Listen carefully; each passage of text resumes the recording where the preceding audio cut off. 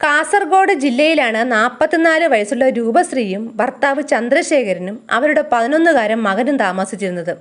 രൂപശ്രീ ഒരു English medium സ്കൂളിലെ അധ്യാപികയാണ്. ഭർത്താവ് ചന്ദ്രശേഖരനാണെങ്കിൽ എഞ്ചിനീയറും. വളരെ സന്തോഷമായിട്ട് കഴിഞ്ഞു പോയിക്കൊണ്ടിരുന്ന ഒരു കുടുംബം. ഈ രൂപശ്രീ ടീച്ചർ എന്ന് പറഞ്ഞാൽ ആ സ്കൂളിലെ പിള്ളേർക്കൊക്കെ ജീവൻ്റെ ജീവനാണ്. അത്രയ്ക്കും നല്ലൊരു ടീച്ചറാണ്.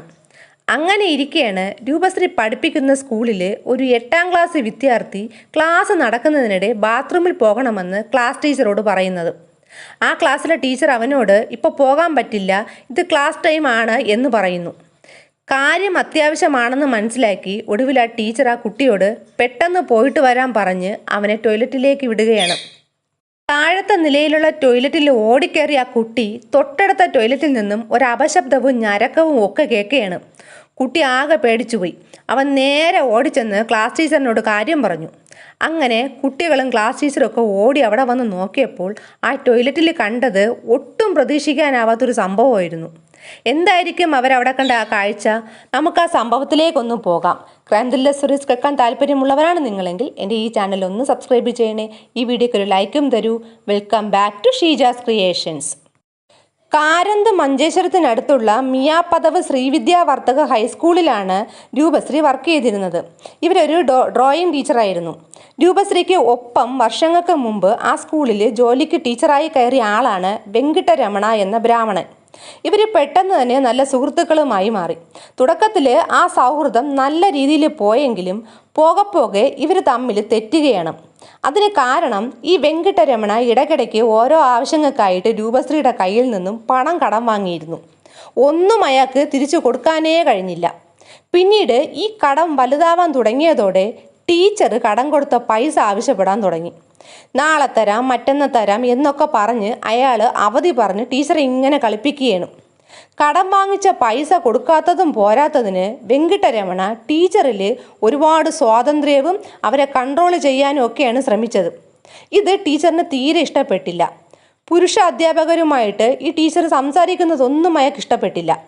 മൊത്തത്തിൽ ഇവരുടെ സൗഹൃദത്തിനിടയ്ക്ക് അസ്വാരസ്യങ്ങൾ കൂടിക്കൊണ്ടിരിക്കുകയാണ്. എന്നാലും വെങ്കിട്ടരമണ ടീച്ചറിൽ അമിത സ്വാതന്ത്ര്യം ഇങ്ങനെ കാട്ടുകയാണ്. ഇത് രൂപശ്രീക്ക് അയാളോട് നല്ല ദേഷ്യമുണ്ടാക്കുക മാത്രമല്ല, അവർ ശക്തമായ ഭാഷയിൽ തന്നെ ഇയാളെ താക്കീതും നൽകി. അവർ പറഞ്ഞത് ഇങ്ങനെയാണ്: നിങ്ങൾ എൻ്റെ കാര്യത്തിൽ ഇടപെടണ്ട, എനിക്കത് ഇഷ്ടമല്ല. നിങ്ങൾ എൻ്റെ വെറും ഒരു സുഹൃത്ത് മാത്രമാണ്, അത് ഓർമ്മ വേണം.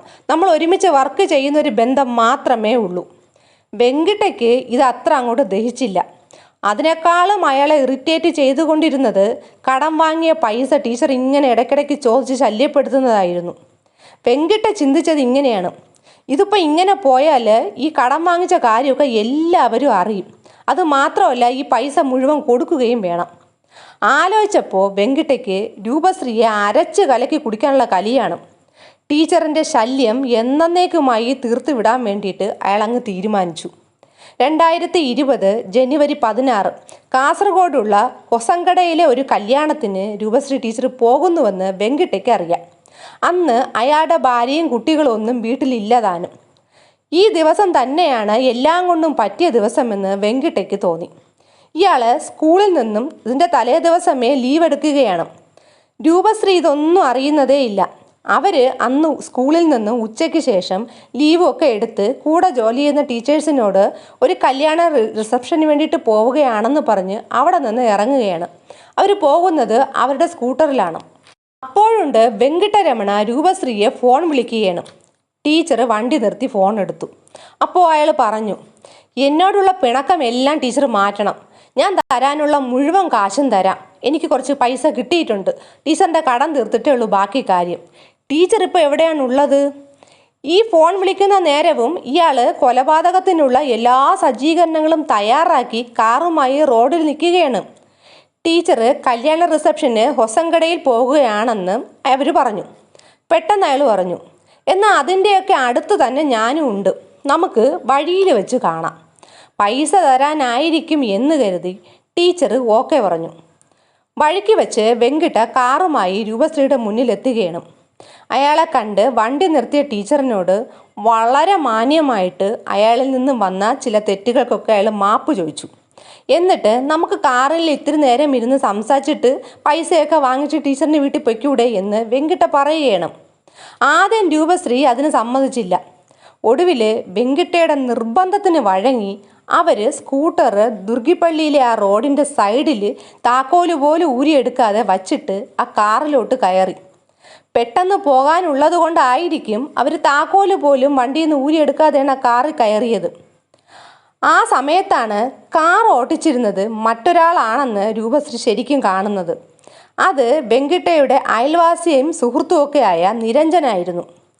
കാറിൽ ഈ സ്ത്രീ കയറിയതും വെങ്കിട്ട അവൻ്റെ അസല് പുറത്തെടുത്തു. രൂപശ്രീയുടെ കയ്യിലുണ്ടായിരുന്ന ഫോണാണ് അവൻ ആദ്യം പിടിച്ചു വാങ്ങിയെടുത്തത്. എന്നിട്ട് ബലം പ്രയോഗിച്ച് തന്നെ അവരുമായിട്ട് ഈ കാറ് പായുകയാണ്. കാറ് നേരെ ചെന്ന് നിന്നത് വെങ്കിട്ടയുടെ മിയാപദവിയിലുള്ള വീട്ടിലാണ്. അന്ന് ആ വീട്ടിൽ ആരുമില്ല. വീട് തുറന്ന് വെങ്കിടയും നിരഞ്ജനും ഈ രൂപശ്രീയെ ബലമായിട്ട് നേരെ അകത്തേക്ക് കൊണ്ടുപോവുകയാണ്. അകത്ത് കൊണ്ടുപോയിട്ട് അതിനകത്തുള്ള ബാത്റൂമിനകത്താണ് ഇവരെ കൊണ്ടുപോകുന്നത്. ബാത്റൂമിനകത്ത് ഒരു വലിയ ബക്കറ്റ് നിറച്ചും ഇയാൾ വീട്ടിൽ നിന്ന് ഇറങ്ങിയപ്പോഴേ മാരകമായ എന്തൊക്കെ കെമിക്കൽ കലക്കി വെച്ചിരുന്നു. ആ കെമിക്കൽ വെള്ളത്തിനകത്ത് ഈ പാവൻ സ്ത്രീയുടെ തല ബലമായിട്ട് പിടിച്ചിങ്ങനെ മുക്കി പിടിച്ചുകൊണ്ടിരിക്കുകയാണ്. രൂപശ്രീയുടെ ആ വെപ്രാളത്തിലുള്ള പിടച്ചിലിൽ ഈ ബക്കറ്റ് അങ്ങ് പൊട്ടി.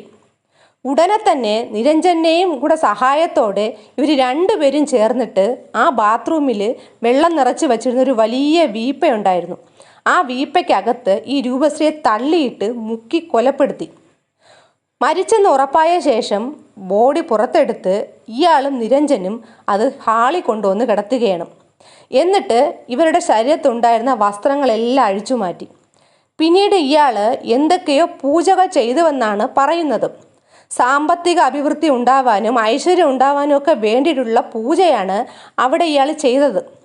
നേരത്തെ പൂജയ്ക്കുള്ള എല്ലാ ഒരുക്കങ്ങളും ചെയ്ത് വച്ചിട്ടാണ് ഇയാൾ പോയിരുന്നത്. ഇയാൾ പണ്ട് മുതലേ ഈ ഹോമങ്ങൾക്കും പൂജകൾക്കും ഒക്കെ പോകുന്ന ആളാണ്, ബ്രാഹ്മണനായതുകൊണ്ട് തന്നെ. പൂജയൊക്കെ കഴിഞ്ഞ ശേഷം രൂപശ്രീയുടെ ബോഡി രണ്ടുപേരും ചേർന്ന് വലിയൊരു ചാക്കിലാക്കി. എന്നിട്ട് അത് ഈ വെങ്കിട്ടയുടെ കാറിൻ്റെ ഡിക്കിയിൽ കൊണ്ടങ്ങിട്ടു. എവിടെയെങ്കിലും ആളൊഴിഞ്ഞ കാട്ടിലോ മറ്റോ കളയാനായിരുന്നു ഇവരുടെ പ്ലാൻ. അപ്പോഴാണ് വെങ്കിട്ടയുടെ ഭാര്യ മംഗളൂരിലെ സ്വന്തം വീട്ടിൽ നിന്നുകൊണ്ട് ഭർത്താവിനെ ഫോൺ വിളിക്കുന്നത്. എന്നിട്ട് ആ സ്ത്രീ പറയുകയാണ്, ഞാനും കുട്ടികളും അങ്ങോട്ട് വരികയാണെന്നും. വെങ്കിട്ടയ്ക്ക് ആകെ ടെൻഷനായി. അയാൾ നീ ഒറ്റയ്ക്ക് വരണ്ട, ഞാൻ കുറച്ച് കഴിഞ്ഞിട്ട് അങ്ങോട്ട് വന്ന് നിന്നെ കൂട്ടിക്കൊണ്ട് വരാം എന്ന് പറഞ്ഞ് ഫോൺ വെച്ചു. പിന്നെ ഇയാളും നിരഞ്ജനും കൂടി തിരിച്ച് വീട് വീണ്ടും തുറന്ന് അകത്ത് ചെന്ന് കൊലപാതകം നടന്നതിന് ശേഷമുള്ള എല്ലാ തെളിവുകളും നശിപ്പിച്ച് വീടൊക്കെ ക്ലീനാക്കി. അതിനുശേഷം നിരഞ്ജനെ പറഞ്ഞ് തൽക്കാലം അവൻ്റെ വീട്ടിലും വിട്ടിട്ട് ഒറ്റയ്ക്ക് കാറുമായിട്ട് ഇയാൾ ഭാര്യ വീട്ടിൽ പോവുകയാണ്. ആ സമയത്തും ഈ കാറിൻ്റെ ഡിക്കിയിൽ ഈ ചാക്കിനകത്ത് ഈ ടീച്ചറിൻ്റെ ബോഡിയുണ്ട്. ഒരു പേടിയും ഇല്ലാതെ ഇയാൾ ആ കാറിൽ തന്നെ ഭാര്യയും മക്കളെയും കയറ്റി 7 മണിയോടെ വീട്ടിലെത്തുകയാണ്. ഈ സമയത്ത് റിസപ്ഷന് പോയിട്ട് വൈകുന്നേരം വരുമെന്നും പറഞ്ഞു പോയ ഭാര്യയെ കാണാതെ ജോലി കഴിഞ്ഞ് വന്ന ചന്ദ്രശേഖർ ആകെ വിഷമിച്ചിരിക്കുകയാണ്. അയാൾ ജോലി കഴിഞ്ഞ് വന്നപ്പോൾ ഈ മകൻ മാത്രം വീട്ടിലിരിക്കുകയാണ്, അമ്മ വന്നില്ലെന്നും പറഞ്ഞിട്ട്. ഫോൺ വിളിച്ചപ്പോഴാണെങ്കിൽ ഫോൺ സ്വിച്ച് ഓഫ് എന്നാണ് പറയുന്നത്. എന്തൊക്കെയോ ഉൾഭയം തോന്നിയ അയാൾ സ്റ്റേഷനിലെത്തിക്കണം. മഞ്ചേരി സ്റ്റേഷനിലെത്തിയിട്ട് ഭാര്യയെ കാണാനില്ല എന്നും വിളിച്ചപ്പോൾ ഫോൺ സ്വിച്ച് ഓഫ് എന്നാണ് പറയുന്നതും തൻ്റെ ഭാര്യ ഇത്രയും വൈകി ഇതുവരെയും എവിടേക്കും പോയിട്ടില്ലെന്നും പറഞ്ഞു. മാത്രമല്ല ഭാര്യയ്ക്ക് എന്തോ അപകടം പറ്റിയതാണെന്ന് സംശയമുണ്ടെന്നും അയാൾ പറയുകയാണ്. ഇതിൻ്റെ കൂടെ അയാൾ ഒരു കാര്യം കൂടെ പറയുന്നുണ്ട്. കൂടെ ജോലി ചെയ്യുന്ന വെങ്കിട്ടരമണ എന്ന അധ്യാപകനെയാണ് എനിക്ക് സംശയമെന്നും അയാൾ പറഞ്ഞു. ഇത് കേട്ടതും പോലീസ് ഡീറ്റെയിൽ ആയിട്ട് ചന്ദ്രശേഖരോട് കാര്യങ്ങളൊക്കെ ചോദിക്കുകയാണ്. അപ്പോൾ ചന്ദ്രശേഖർ പറഞ്ഞത് ഇങ്ങനെയാണ്, അവരുടെ കൂടെ ജോലി ചെയ്യുന്ന വെങ്കിട്ടരമണ എന്ന ഒരു ആള് കുടുംബത്തിൻ്റെ ഓരോ ആവശ്യങ്ങളൊക്കെ പറഞ്ഞ് എൻ്റെ ഭാര്യയിൽ നിന്നും പലതവണ പൈസ കടം വാങ്ങിയിട്ടുണ്ട്. അയാളുടെ സ്വഭാവം ശരിയല്ല എന്നും വാങ്ങിയ പൈസ തിരിച്ചു കൊടുക്കാതെ പറ്റിക്കുകയാണെന്നൊക്കെ അവൾ എന്നോട് ഇടയ്ക്കിടയ്ക്ക് വന്ന് പറയും. മാത്രമല്ല ഒരിക്കൽ സ്കൂൾ ബാത്റൂമിൽ പോയ അവളെ പിന്നാലെ ചെന്ന് കഴുത്തിൽ പിടിച്ച് അമർത്തുകയും ഉപദ്രവിക്കാൻ ശ്രമിക്കുകയും ഒക്കെ അയാൾ ചെയ്തിരുന്നു. അന്ന് ഒരു കുട്ടി കണ്ടതോടെ ടീച്ചേഴ്സൊക്കെ ഇടപെട്ടാണ് ഭാഗ്യത്തിന് അവൾ രക്ഷപ്പെട്ടത്. അന്ന് കേസ് കൊടുക്കാൻ സ്കൂളുകാർ സമ്മതിച്ചില്ല. പകരം അയാളെ കുറച്ച് ദിവസം സസ്പെൻഡൊക്കെ ചെയ്ത ശേഷം മാപ്പൊക്കെ പറയിപ്പിച്ചാണ് ആ പ്രശ്നം തീർത്തത്. ഇപ്പോൾ കാണാതായതിൽ എനിക്ക് അയാളെ തന്നെയാണ് സംശയം. അയാൾ അറിയാതെ എൻ്റെ ഭാര്യയ്ക്ക് ഒന്നും സംഭവിക്കില്ല. പോലീസ് ഇതോടെ വെങ്കിട്ടരമണയെ പറ്റി അന്വേഷിക്കാമെന്നൊക്കെ പറയുകയാണ്. ഉടനെ എന്നിട്ട് പോലീസ് പറയുകയാണ്, എന്നാലും ഇന്നൊരു ദിവസം കൂടി നമുക്ക് കാക്കാം, ചിലപ്പോൾ വന്നാലോ എന്ന്. പിറ്റേ ദിവസം രൂപശ്രീ എത്തിയില്ല.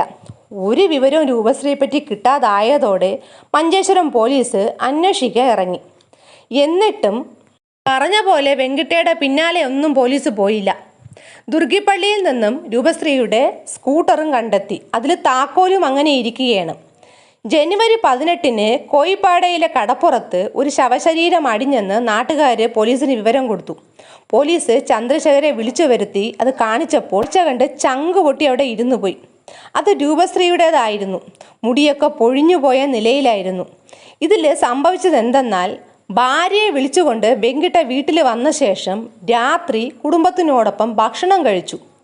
എന്നിട്ട് രാത്രി ഒരു പൂജയുണ്ടെന്നും പറഞ്ഞ് ഇയാൾ ഈ കാറുമായിട്ട് പോവുകയാണ്. ഒപ്പം നിരഞ്ജനയും കൂട്ടി. ഇവർ നേരെ ഈ ബോഡി കൊണ്ടുവന്ന് കടപ്പുറത്ത് തള്ളുകയാണ്. രൂപശ്രീയുടെ പോസ്റ്റ്മോർട്ടം റിപ്പോർട്ട് ഇത് കണ്ടുപിടിച്ചത് എങ്ങനെയെന്ന് വെച്ചാൽ മുങ്ങി മരണം എന്നാണ്. കാരണം ലങ്സ് നിറച്ച് വെള്ളം കയറിയിട്ടുണ്ട്. അത് ശരിക്കും പറഞ്ഞാൽ ആ വീപ്പയിലെ വെള്ളമായിരുന്നു. പക്ഷേ പോലീസ് ഇത് വലിയ കാര്യമായിട്ട് അന്വേഷിച്ചില്ല എന്ന് വേണം പറയാൻ. ഇതുകൊണ്ട് തന്നെ നാട്ടുകാരും രൂപശ്രീയുടെ ബന്ധുക്കളും ഒക്കെ ഇതിൽ രംഗത്തെത്തുകയാണ്. പോലീസ് ഒടുവിൽ പറഞ്ഞത് എന്തെന്നാൽ, സ്വയം ഇവർ ജീവൻ ഒടുക്കിയത് എന്നാണ്. ഇത് വരുത്തി തീർക്കാനാണ് പോലീസ് ശ്രമിച്ചത്. ഒടുവിൽ പ്രശ്നങ്ങൾ വലുതായതോടെ എല്ലാവരും രംഗത്തെത്തിയപ്പോൾ അവസാനം ഈ കേസ് ക്രൈംബ്രാഞ്ചിന് വിട്ടു. അതായത് ഡ്രസ്സ് മുഴുവൻ അഴിച്ചുകൊണ്ട് ഒരാൾ എന്തായാലും വെള്ളത്തിൽ ചാടി മരിക്കില്ലല്ലോ. ഒടുവിൽ ക്രൈംബ്രാഞ്ചിൻ്റെ അന്വേഷണമാണ് പിന്നെ നടക്കുന്നത്. അവരിത് ഒരു കൊലപാതകമാണെന്ന് പെട്ടെന്ന് തന്നെ കണ്ടെത്തി. ആന്തരിക അവയവങ്ങളുടെ രാസപരിശോധനയിൽ ശുദ്ധജലം ലങ്സിൽ കാണും എന്നാണ് കണ്ടെത്തിയത്. പോലീസ് സ്റ്റേഷനിൽ നിന്നും വെറും 4 കിലോമീറ്റർ മാത്രമേ ഉള്ളൂ ശരിക്കും പറഞ്ഞാൽ ഈ ബീച്ചിലോട്ട് പോകാനായിട്ട്. ഒടുവിൽ വെങ്കിട്ടരമണയെ ക്രൈംബ്രാഞ്ച് വിളിച്ചപ്പോൾ അയാൾ യാതൊരു ഭാവപകർച്ചയും ഇല്ലാതെ അന്വേഷണ സംഘത്തിന് മുന്നിലെത്തുകയാണ്. അയാൾ ക്രൈംബ്രാഞ്ചിനോട് പറഞ്ഞത്, ഞാൻ രൂപശ്രീയെ കുറേ ദിവസമായി കണ്ടിട്ടില്ല. ഞാൻ രൂപശ്രീയെ കാണാതായി എന്ന് പറയുന്ന അന്ന് ഒരു പൂജയ്ക്ക് പോയിരിക്കുകയായിരുന്നു. എന്നാൽ തെളിവുകൾ മുഴുവൻ അടുക്കി വച്ചിട്ടുള്ള പോലീസിൻ്റെ ആ ചോദ്യം ചെയ്യലിൽ ഓരോരോ കള്ളങ്ങളായി പൊളിഞ്ഞു വീഴുകയാണ് വെങ്കിട്ടരമണൻ്റെ. ജനുവരി 24 വെങ്കിട്ടരമണയെയും നിരഞ്ജനെയും ക്രൈംബ്രാഞ്ച് അറസ്റ്റ് ചെയ്തു. ശരിക്കും പറഞ്ഞാൽ ജനുവരി 24 ഒരു പ്രത്യേകതയുണ്ട് ആ ദിവസത്തിന്. അന്നാണ് രൂപശ്രീയുടെയും ചന്ദ്രശേഖറിൻ്റെയും 20ാമത്തെ വിവാഹ വാർഷികം.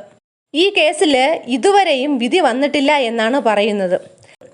ഈ ഒരു സംഭവത്തെ പറ്റിയുള്ള നിങ്ങളുടെ അഭിപ്രായം എന്നൊന്ന് കമൻറ്റ് ചെയ്യൂ. പുതിയൊരു ക്രൈം ത്രില്ലർ സ്റ്റോറിയുമായി വീണ്ടും വരാം. Thanks for watching.